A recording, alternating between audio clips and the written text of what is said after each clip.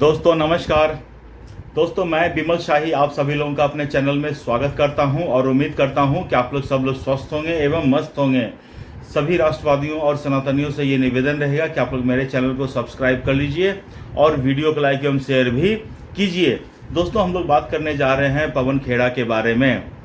तो दोस्तों फाइनली आज पवन खेड़ा को सुप्रीम कोर्ट से अग्रिम जमानत मिल ही गई और यह जो खबर है पवन खेड़ा के लिए बहुत राहत वाला खबर है। फाइनली जो है पवन खेड़ा जो 5 अप्रैल के बाद से किस बिल में छुपे हुए थे उनको आज राहत की सांस लेने का अवसर मिला है। अब वो खुली हवा में सांस ले पाएंगे। दोस्तों मामला शुरू होता है 5 अप्रैल से। 5 अप्रैल से जब पवन खेड़ा ने हेमंत बिस्व शर्मा की वाइफ रिंकी भुइयां शर्मा के ऊपर वैलिड पासपोर्ट 3 अलग अलग देशों के पासपोर्ट रखने का आरोप लगाया था, अमेरिका में 52,000 करोड़ की कंपनी होने का आरोप लगाया था, तब से लेकर असम की पुलिस पवन खेड़ा के पीछे लगी हुई थी उनको गिरफ्तार करने के लिए। और पवन खेड़ा देश के अलग अलग अदालतों के चक्कर काट रहे थे कि किसी तरह उन्हें जमानत मिल जाए, उन्हें गिरफ्तार न होना पड़े, क्योंकि पवन खेड़ा जान रहे थे कि उन्होंने जो आरोप लगाया है वह आरोप जो है बहुत गंभीर किस्म का आरोप है और उन्होंने बेबुनियाद आरोप लगाया है और आरोप लगाने के लिए उन्होंने फर्जी दस्तावेज का प्रयोग किया था। और इन सभी जो अलग अलग धाराओं में केस दर्ज किया गया था, दोस्तों यही देखिए ना, भारतीय संविधान की खूबसूरती देखिए। गुवाहाटी हाई कोर्ट के जज कहते हैं कि जिन धाराओं में अपराध दर्ज हुआ है उसमें कस्टोडियल इंटरोगेशन की जरूरत है। और सुप्रीम कोर्ट में अभिषेक मनु सिंघवी जो है जब गुवाहाटी हाई कोर्ट के फैसले को चैलेंज करते हैं तो केस की मेरिट पर कोई बात ही नहीं होती है। वो कहते हैं कि माय लॉर्ड ये जो मामला है वो पॉलिटिकल स्टेटमेंट का मामला है और इसमें किसी भी तरह का कस्टोडियल इंटरोगेशन की जरूरत है ही नहीं। और अगर वो गिरफ्तार करेंगे तो हो सकता है कि उन्हें, मेरे क्लाइंट को वो अपमानित करेंगे, ह्यूमिलिएट करेंगे। और सुप्रीम कोर्ट को ये लगता है क्योंकि हेमंत बिस्व शर्मा ने अपने स्टेटमेंट में कहा था कि मैं इस खेड़ा को पहले पेलूंगा। ये बात जो है अदालत के पटल पर अभिषेक मनु सिंघवी ने रखा कि इन्होंने कहा कि पहले पेड़ा बनाऊंगा उसके बाद उसको बोला कि पेलूंगा। तो अदालत भी शब्दशः इस चीज को ले लिया है। कहीं ऐसा ना हो कि इसको मतलब कि कुछ कांड कर दें और खेड़ा का सचमुच पेड़ा ना बना दे और कहीं पेल भी ना दें इसको, जबकि वो एक शाब्दिक थर था, मतलब कि इसको अच्छे से हम देखेंगे, ये होता है मतलब। लेकिन अब अदालत का अपना अपना होता है, तर्क होता है।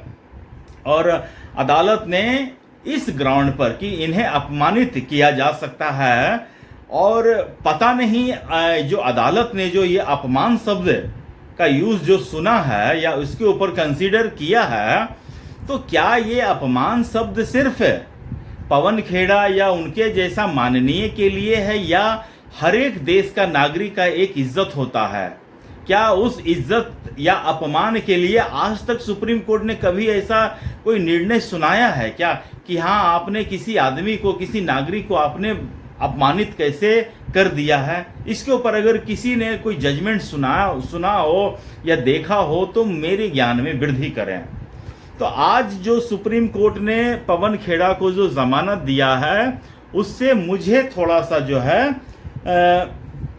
संतुष्टि नहीं हुई है। मुझे लग रहा है कि सुप्रीम कोर्ट से आज पवन खेड़ा को जमानत देने में थोड़ा सा वो भावनाओं में बहकर जमानत दिए हैं और मुझे नहीं लगता है कि पवन खेड़ा को जमानत मिलनी चाहिए थी, क्योंकि पवन खेड़ा ने जो अपमानित, अगर पवन खेड़ा को भी सिर्फ शंका है कि मुझे अपमानित किया जा सकता है, लेकिन पवन खेड़ा ने तो हेमंत बिस्व शर्मा की पब्लिक में उन्होंने तो अपमान कर दिया किसी ने अपमान कर दिया कि उनके पास 3-3 पासपोर्ट है, वो भारत के नागरिक हैं ही नहीं, और 3-3 पासपोर्ट का उन्होंने दस्तावेज दिखाया है, और समस्त देशों ने, जिन जिन देशों के पासपोर्ट दिखाए गए थे, समस्त देशों ने, इवन भारत का एक्सटर्नल अफेयर मिनिस्टर ने यह कह दिया है कि ये सारे के सारे दस्तावेज फर्जी हैं।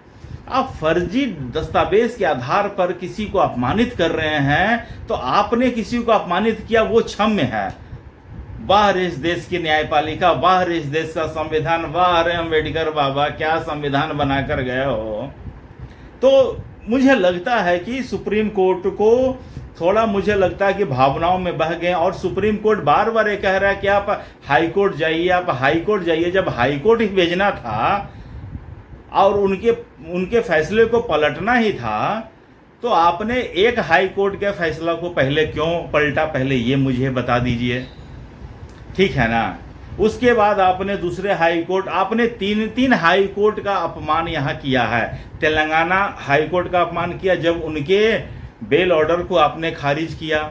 उसके बाद high court, Guwahati high court के फैसले को आपने पलट दिया, यहाँ पर दूसरी बार अपमान किया, और तीसरी बार स्वयं अपना अपमान किया जब आपने बोला कि आप गुवाहाटी हाई कोर्ट जाओ।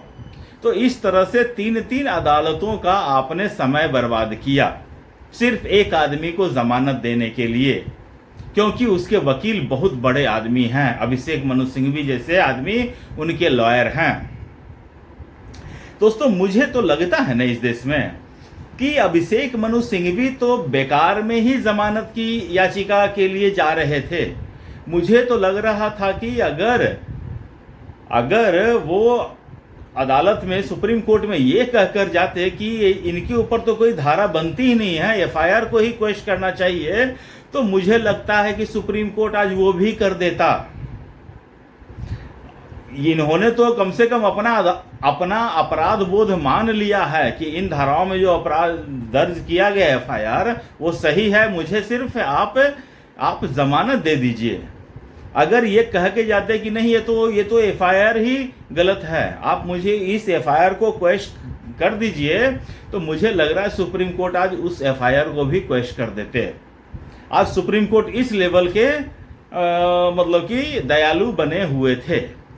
खैर, अब सुप्रीम कोर्ट के ऊपर अगर मैं कुछ कमेंट करूं तो ये न्यायपालिका का अपमान हो जाएगा। मुझे लगता है कि सुप्रीम कोर्ट वाले विवेकपूर्ण आदमी हैं, लेकिन कभी कभी ऐसा लगता है कि सुप्रीम कोर्ट ये सोच के बैठा है कि संविधान जो धारा 14-15 सब की बात जो करता है, इक्वलिटी की बात किया जाता है, ये सब जो है, इन सब धाराओं को, इन सब आर्टिकल को खत्म कर देना चाहिए।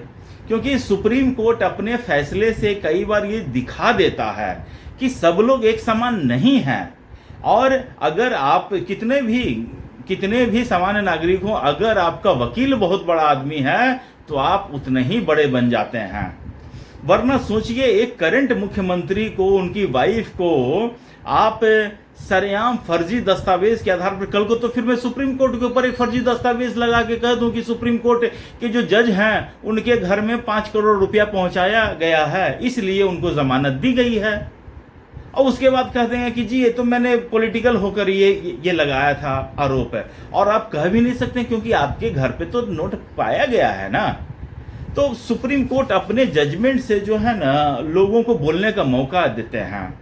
मुझे नहीं लगता है कि पवन खेड़ा जैसे आदमी को, अगर वो सही में वो जमानत का योग्य था तो वो डे 1 से जाकर जांच में सहयोग करता। लेकिन पवन खेड़ा नोटोरियस आदमी है। इससे पहले भी वो नरेंद्र मोदी के बाप के बारे में बोल चुके हैं, नरेंद्र मोदी की माता के बारे में कह चुके हैं। नोटोरियस आदमी है वो अपराधी आदमी है, वो गुंडा प्रवृत्ति का आदमी है। और ऐसे आदमी को आप जमानत देकर आप उसकी जो प्रवृत्ति है उसको आप बढ़ा रहे हैं, किसी तरह से कम नहीं कर रहे हैं। हालांकि आपने जो जमानत दी है वो सशर्त है कि आपको जांच में सहयोग करना होगा, आप देश छोड़ के नहीं। हर अपराधी के साथ यही कंडीशन होता है, मैं मिलॉर्ड है। आप ये क्यों दिख रहे हैं? सब अपराधी को पता होता है, इतना कंडीशन तो सबके साथ होता है अप्लाई। ऐसा थोड़ी कि पवन खेड़ा के साथ आपने कुछ एक्स्ट्रा जोड़ दिया है। अब दोस्तों देखना ये है कि मतलब कि जब 4 तारीख को असम में किसकी सरकार बनती है, अगर कांग्रेस की सरकार बनती है तो समझ लीजिए पवन खेड़ा को तो बल्ले बल्ले है, लेकिन अगर हेमंत बिस्व शर्मा की सरकार बनती है तो अब देखना रहेगा कि वो इस केस को आगे किस तरह लेकर जाते हैं। ये बहुत बड़ी देखने की बात रहेगी, जांच किस तरह से आगे बढ़ता है और किस तरह से पवन खेड़ा जो है जांच में सहयोग देते हैं या फिर वो भी अरविंद केजरीवाल की तरह असहयोग आंदोलन खड़ा कर देते हैं। तो ये सब देखने की बात रहेगी और आप लोग अपना ख्याल रखिए। अब तो मतलब इस पे तो कुछ ज़्यादा कहने को बचा ही नहीं है, तो आप लोग अपना ख्याल रखिए, स्वस्थ रहिए, मस्त रहिए। तब तक के लिए नमस्कार, बाय।